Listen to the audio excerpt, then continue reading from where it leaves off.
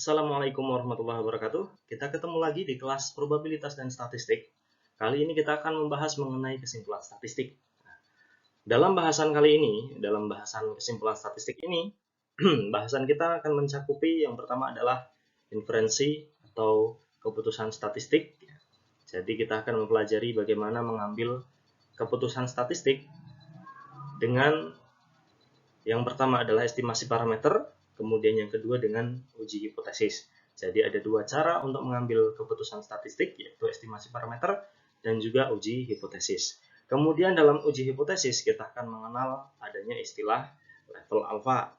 Dan berikutnya ada penggunaan uji statistik untuk memeriksa hipotesis tentang rata-rata populasi dan proporsi. Namun pada video kali ini kita akan membahas terlebih dahulu mengenai estimasi parameter, mengenai inferensi statistik dan juga estimasi parameter. Jadi dua bahasan ini yang akan kita bahas dalam pertemuan kali ini. Sebelum kita membahas mengenai inferensi statistik dan juga estimasi parameter lebih dalam, kita pelajari dulu mengenai kesimpulan. Sesuai dengan topik yang kita angkat kali ini, kesimpulan statistik, maka kita harus mengerti apa itu kesimpulan. Nah, kesimpulan dalam suatu kesimpulan statistik itu adalah penggunaan sampel acak untuk mempelajari populasi yang lebih besar. Jadi, dalam kesimpulan statistik, kita akan menggunakan data dari sampel acak,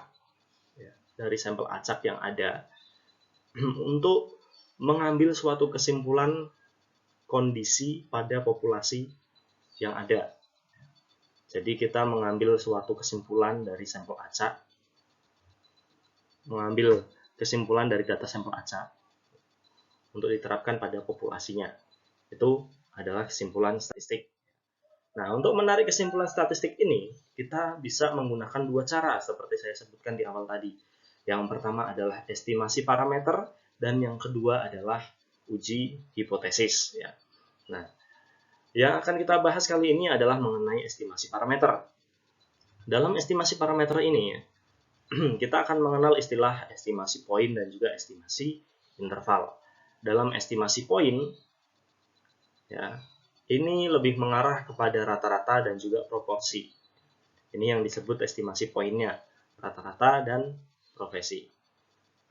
Jadi bahasanya ada dua, estimasi parameter terhadap rata-rata atau estimasi parameter terhadap proporsi, atau yang sebelumnya kita kenal dengan peluang. Nah, estimasi interval kita akan mempelajari lebih lanjut dalam bahasan kali ini. Oke?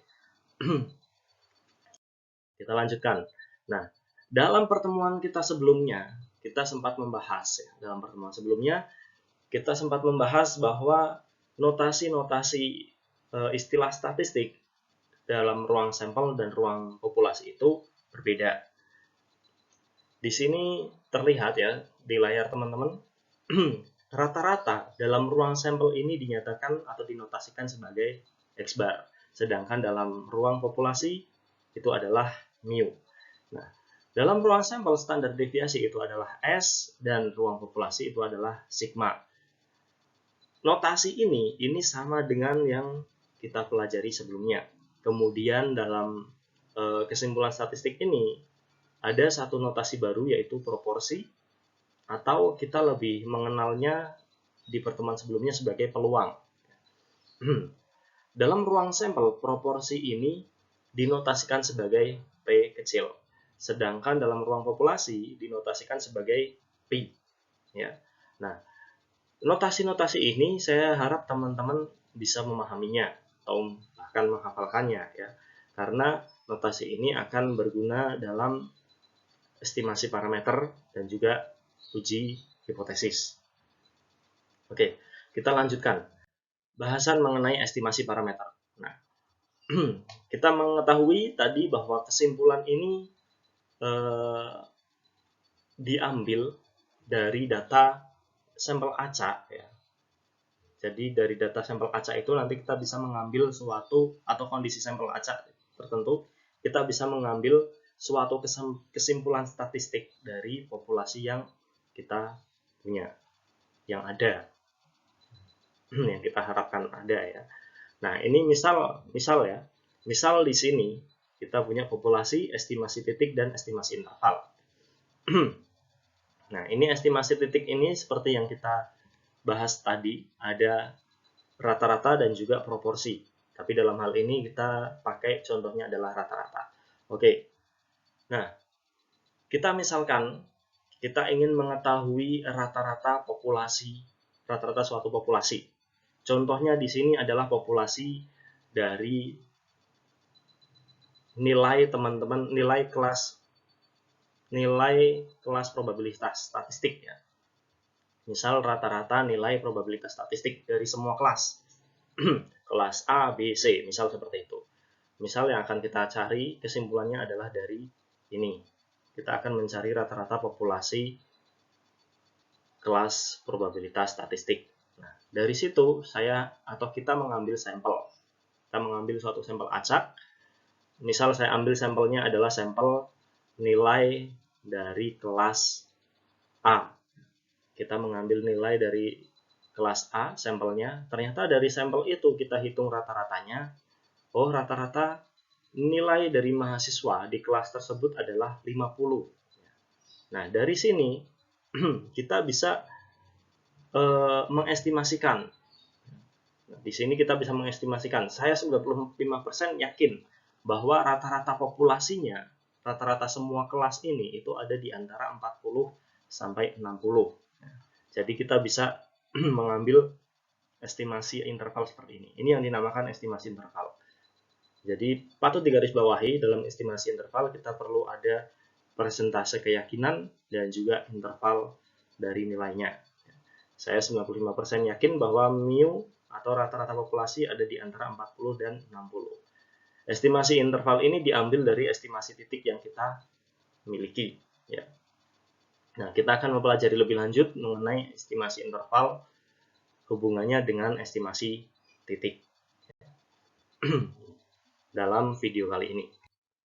Nah, sebelum kita bahas lebih lanjut, kita harus mengerti bahwa parameter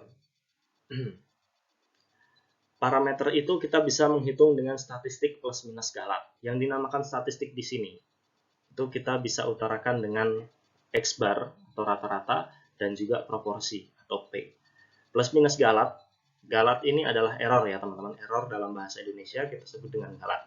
Nah, galat ini nanti terdiri dari nilai Z, skor Z yang kemarin kita bahas dalam distribusi probabilitas ya. Ada skor Z dan juga nanti ada namanya standar error. Jadi di sini perlu teman-teman catat ya, bahwa statistik itu kira-kira menunjukkan istilah statistik tadi, X bar ataupun proporsi. Ya. Sedangkan galat ini itu adalah nilai dari skor Z dan juga dikalikan dengan standar error. Ya. Ini parameter statistik. Nah, parameter ini nanti akan dinotasikan dengan istilah-istilah statistik dalam populasi. Misal untuk rata-rata populasi itu adalah mu dan parameter proporsi dalam populasi itu adalah pi. Ya. Jadi parameter ini nanti akan menandakan dua istilah statistik ini. Nah, ini teman-teman perlu memperhatikan ini. Oke? Kita bahas lagi lebih lanjut mengenai estimasi parameter. Nah, ini adalah rumus-rumus yang akan kita pakai nanti untuk menghitung estimasi parameter. Ini adalah kilas balik ya, sedikit kilas balik mengenai distribusi sampel yang sudah kita bahas sebelumnya. Jadi dalam distribusi sampel, dari suatu populasi yang ada, kita bisa mengambil berbagai jenis sampel yang tentunya akan menghasilkan berbagai jenis rata-rata ataupun proporsi dalam sampel. Tapi nilainya kemungkinan besar tidak akan jauh berbeda dari sampel ini. Ya. Nah, kalau suatu populasi itu berdistribusi normal, maka sampel juga akan berdistribusi normal. Itu perlu dicatat ya teman-teman. Ini terlihat bahwa distribusinya adalah distribusi normal. Baik, berikutnya kita bahas mengenai standar error. Tadi kita sudah mengenal dan membahas mengenai rumus estimasi parameter. Di sana disebutkan adanya standar error. Nah, standar error ini ada dua jenis. Ya, ada dua jenis. Yang pertama adalah kuantitatif variabel dan yang kedua adalah kualitatif variabel. Dalam kuantitatif variabel yang dihitung adalah standar error dari rata-rata. Ya. Standar error rata-rata itu adalah standar deviasi dibagi dengan akar N. Akar N ini menunjukkan jumlah sampel. Oke, N kecil itu adalah jumlah sampel, seperti yang kita bahas di pertemuan sebelumnya. Kemudian dalam kualitatif variabel, standar error yang kita hitung adalah standar error dari proporsi. Rumusnya seperti terlihat di layar, teman-teman. Oke. Jadi berbeda untuk penghitungan standar error dari rata-rata dan juga proporsi, rumusnya berbeda-beda. Ini harus teman-teman perhatikan. Jadi kalau kita menghitung estimasi parameter dari mu, kita harus menggunakan standar error rata-rata sampel. Sedangkan untuk menghitung estimasi parameter proporsi atau P, proporsi populasi, maka kita harus menggunakan standar error untuk proporsi. Ya, jadi ini penggunaannya seperti itu, teman-teman. Berikutnya, nah, ini kalau teman-teman lihat, kita akan mengenal confidence interval. Ya. Jadi dari sana kita akan mengenal adanya confidence interval. Confidence interval. Ini teman-teman lihat kita punya satu kurva normal. Jadi dalam estimasi parameter ini kita misalkan semuanya berdistribusi normal. Oke. Semuanya terdistribusi normal. Ini kita lihat nilai kalau dalam suatu distribusi normal, rata-rata populasi itu nilainya ada di tengah. Jadi di titik paling tinggi mu. Kemudian tadi di awal kita sudah melihat di slide-slide sebelumnya, kita sudah melihat adanya penarikan estimasi interval yang menyebutkan bahwa saya yakin 95% bahwa rata-rata populasi itu ada di titik sekian sampai sekian. Nah, itu dia yang akan kita bahas kali ini. Ini adalah 95%. Nah, ini adalah confidence interval. Keyakinan inilah yang ada di dalam confidence interval atau tingkat kepercayaan dari suatu interval. Tingkat kepercayaan. Nah, cara menghitung tingkat kepercayaan ini kita menggunakan rumus estimasi parameter tadi, yaitu parameter plus minus, ini ada plus, ini ada minus, dengan galatnya. Ini galat. Nah, galat di sini seperti saya jelaskan tadi, galat itu adalah Z dikali standar error. Nah, Z ini, nilai Z ini dipengaruhi oleh tingkat kepercayaan yang akan kita hitung. Nah, di sini tingkat kepercayaan yang dihitung adalah 95%. Ya. Jadi kalau kita diminta untuk menghitung tingkat kepercayaan 95%, maka Z yang kita pakai adalah 1,96. Oke.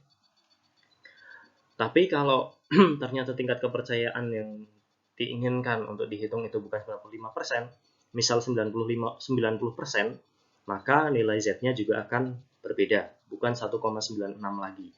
Misal 80% juga nilai Z-nya berbeda. Oke.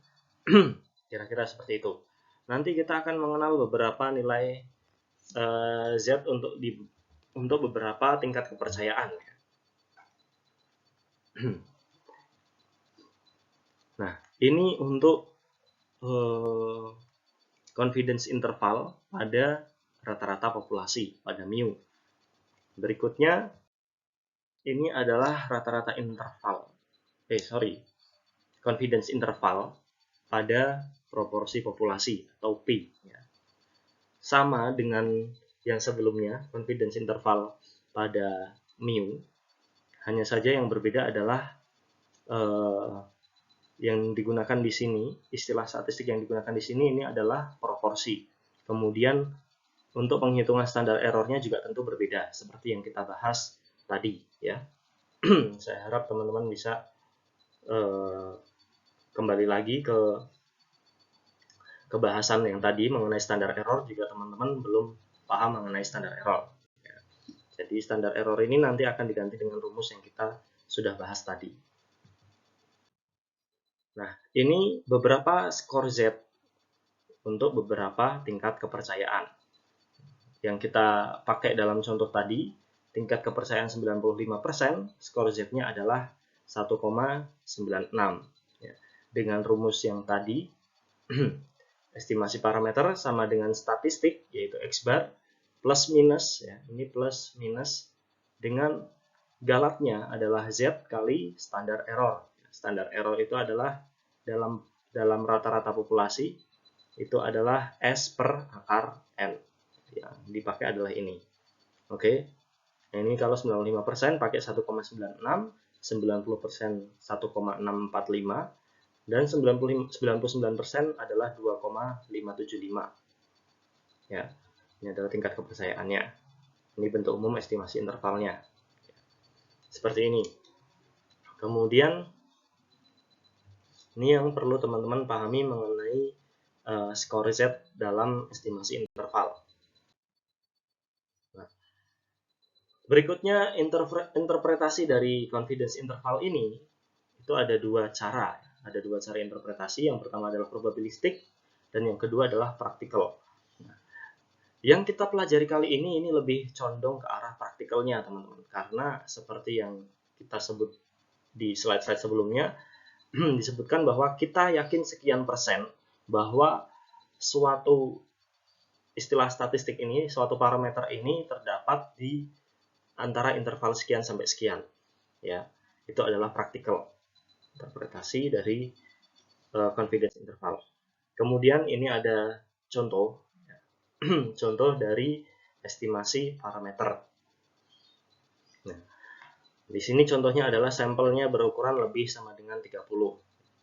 Contohnya disebutkan bahwa ada seorang ahli yang mempelajari tingkat gula darah dari suatu sampel acak dari 100 pasien.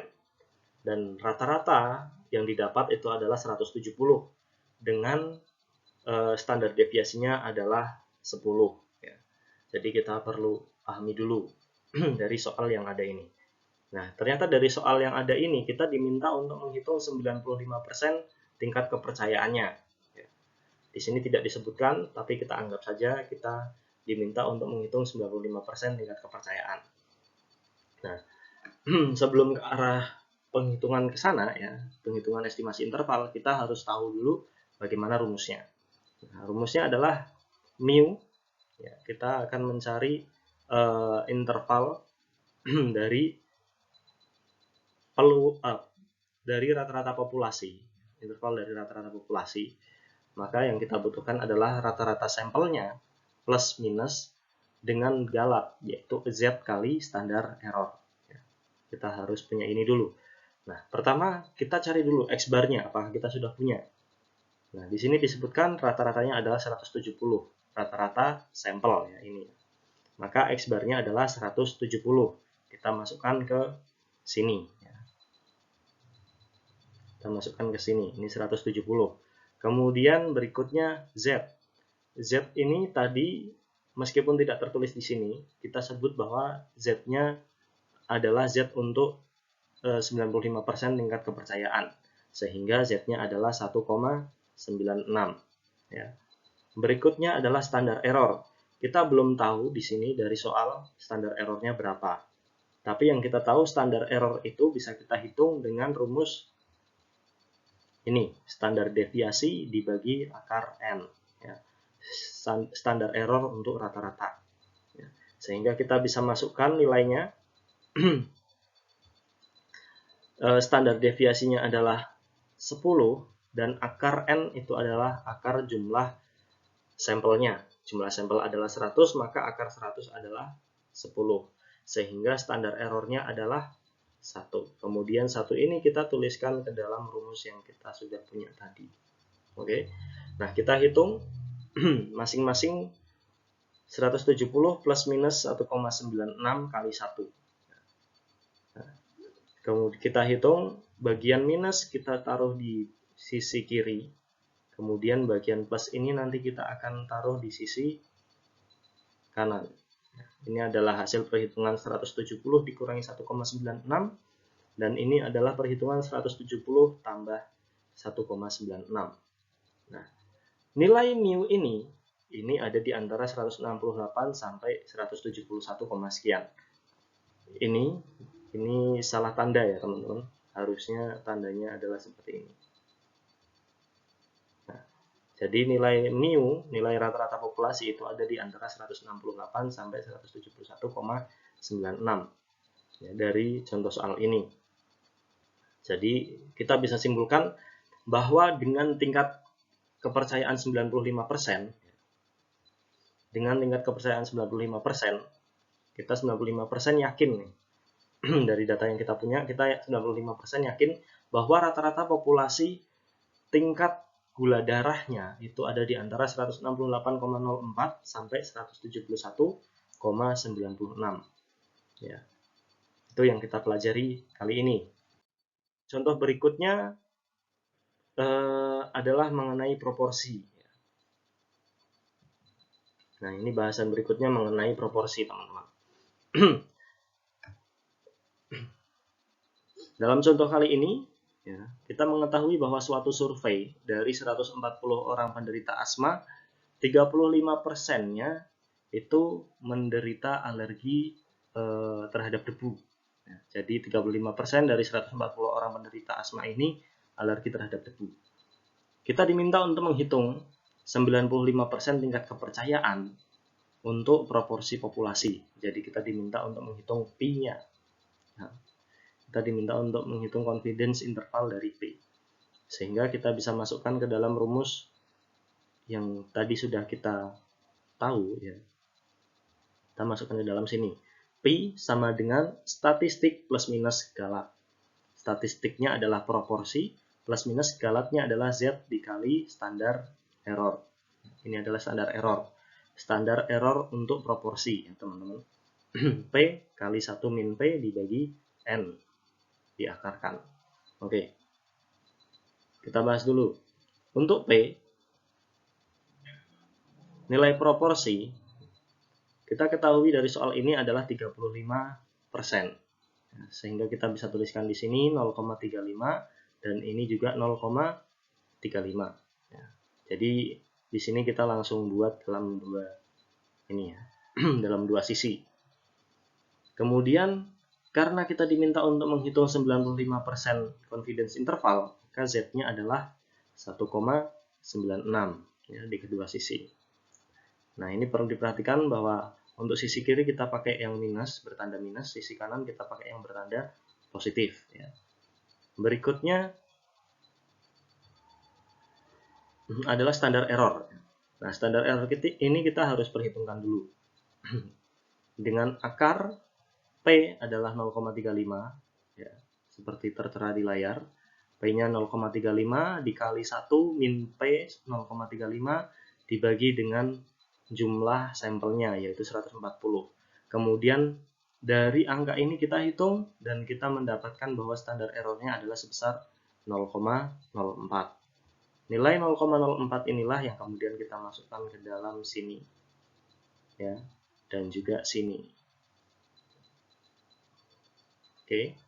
Nah, kemudian dari sini kita tinggal hitung saja 0,35 dikurangi 1,96 kali 0,04 dan juga 0,35 tambah 1,96 kali 0,04. Dari sini nanti teman-teman akan mendapatkan bahwa proporsi populasi itu ada di antara 27% sampai 43%. Jadi yang dimaksud di sini adalah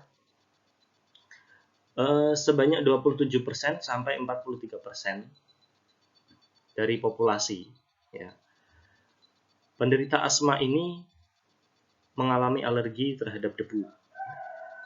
Itu yang dimaksud di sini. Dengan tingkat kepercayaan tentunya 95%.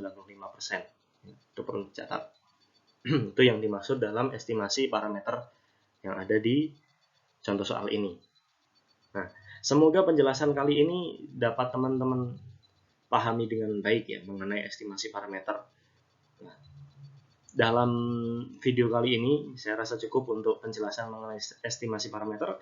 Jika teman-teman belum jelas juga mengenai estimasi parameter, silakan teman-teman bisa mungkin play ulang, atau juga teman-teman bisa mencari sumber-sumber lain yang kira-kira dapat lebih mudah teman-teman pahami.